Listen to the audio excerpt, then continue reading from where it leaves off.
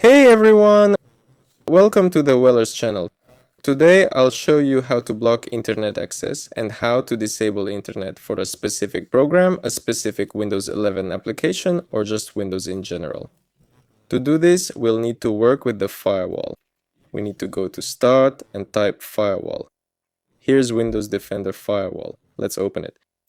And here we need to go into Advanced Settings.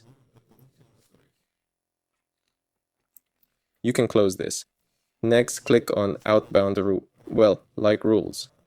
How do you say it correctly? Rules? Yes. And click New Rule. Here we select the program, click Next, and choose the path to the program. For example, I want to block internet for Blockstrap. I click Browse, find the file location, right-click our file, and click Copy as Path. Close it and paste it in here. Remove the quotes, they're required, and click Next. Here we select Block the connection, click Next, Next, and here we type Blockstrap. That's the name of the app we blocked internet for, so we can unblock it later if needed. Click Finish, and you've blocked internet access for your application. That's all. Like and subscribe to the channel. This was Wellers. See you!